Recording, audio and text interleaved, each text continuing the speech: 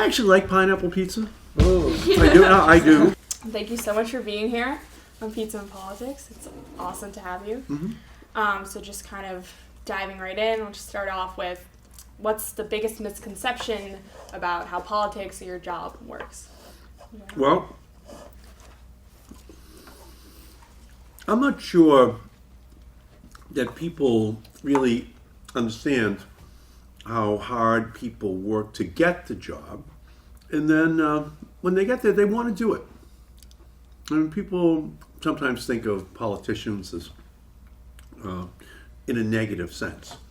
But for the most part, when people run, they're trying to do their best every single day, trying to help people, and they're committed to it. So from my perspective, I think a lot of times people can get very cynical about politics, and in the age of Trump, it's understandable. But it's still populated largely by good people trying to do the right thing as they see it. And they work hard, but that's often not, I think, noted or reported.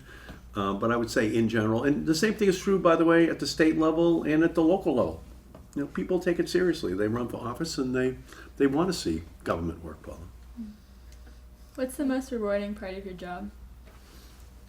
It's being able to help people with individual problems when they stop you and they explain something that is affecting them or affecting some member of their family, and you have a capacity to try to help them to do it. So you get a chance to help individuals who come up to you.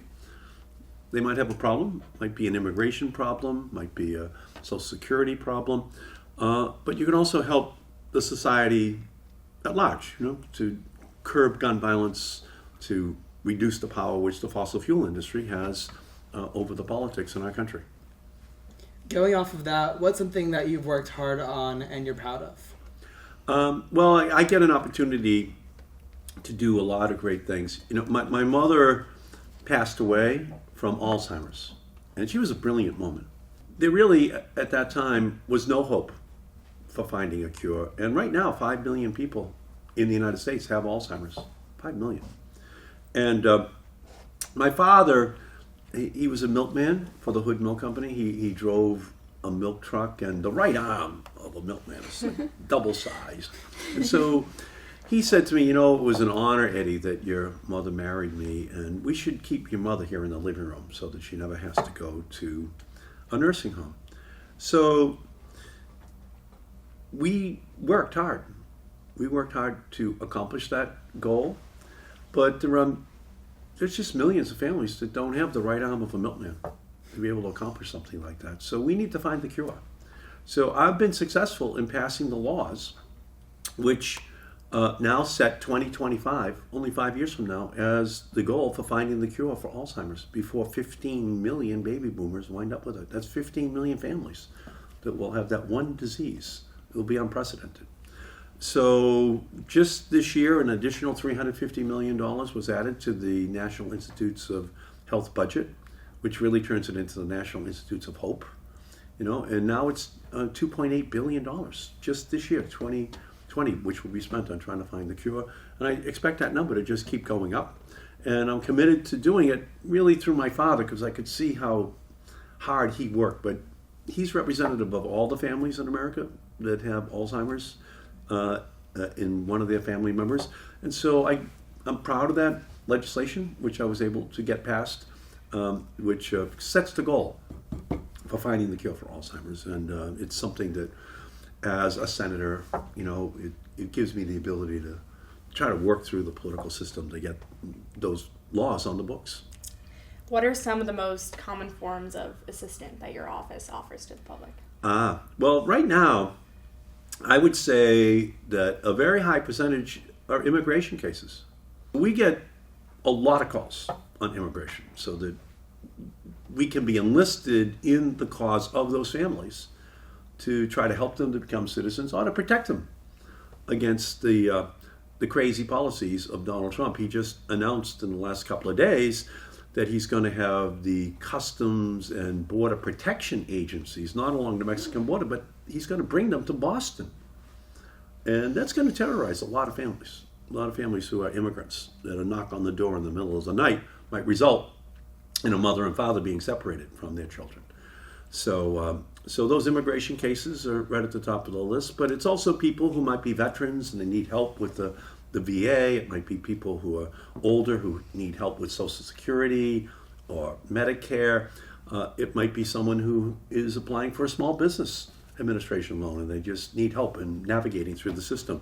So there's a lot of different ways in which you can help those individuals, and I have a great staff that just works all day long trying to solve those problems, those individual problems for individual families. How, as a member of the Senate, do you maintain a connection to your district while being in Washington? Well, in a modern era, we're only a tweet storm or email bombardment away on any issue. And a lot of times that's what we do. We ask people, how do you feel about this issue that's coming up? Please communicate with us.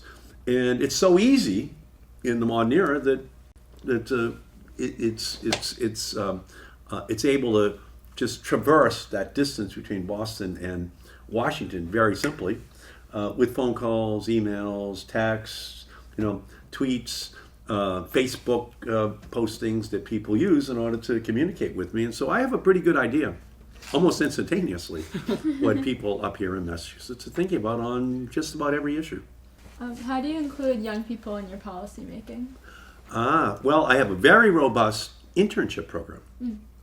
And just young people who are committed to public service, want to serve people. And so in Boston and Washington, in the course of the year, I might have 50 or 60 young people who are interns.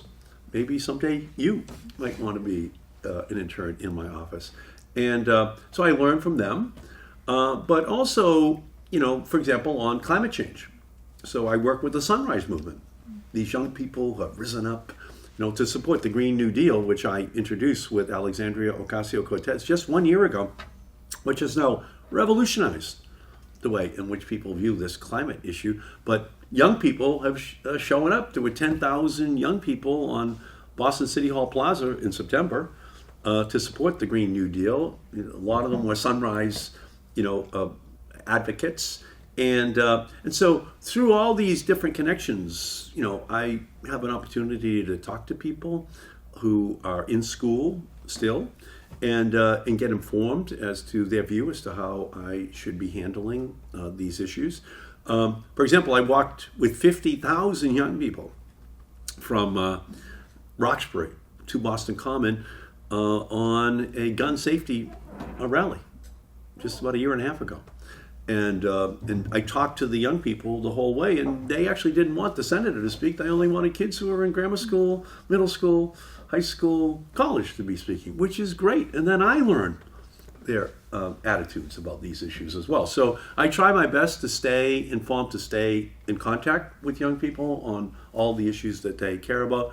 But I would say at the top of the list increasingly is the concern about climate change, the concern about gun safety.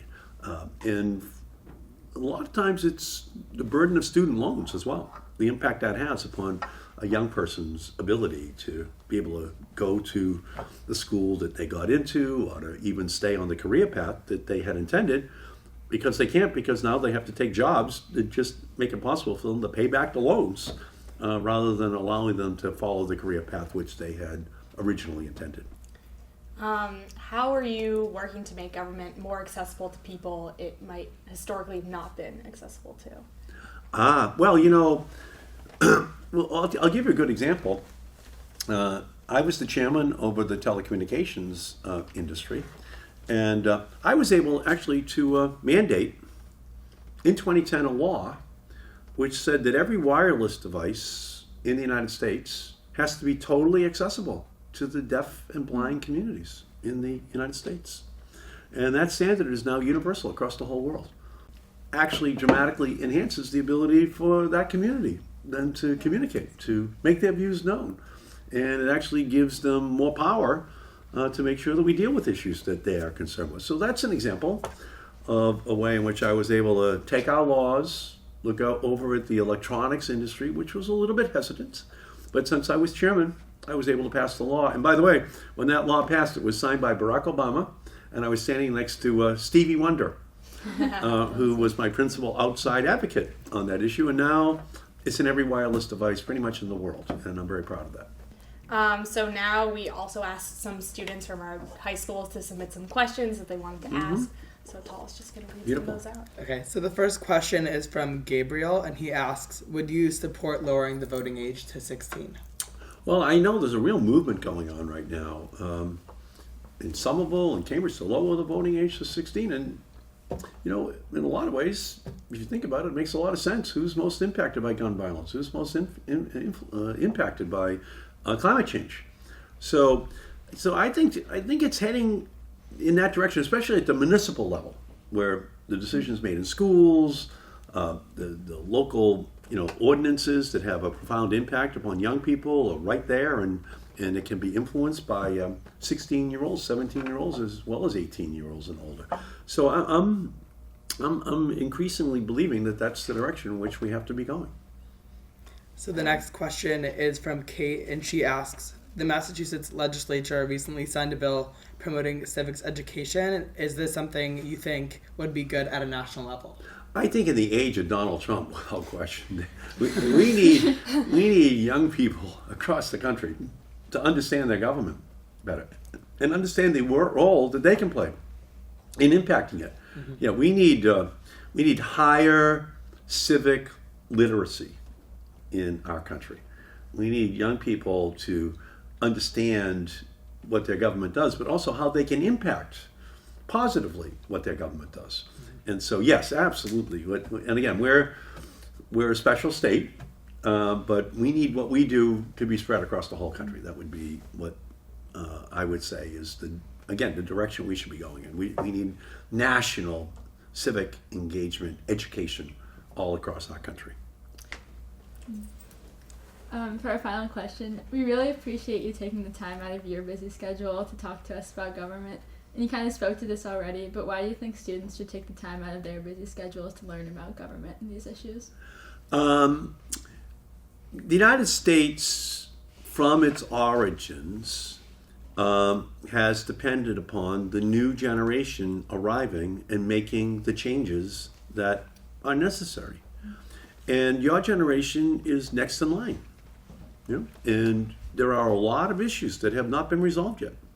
And it's climate change, it's gun safety, it's income inequality, it's net neutrality.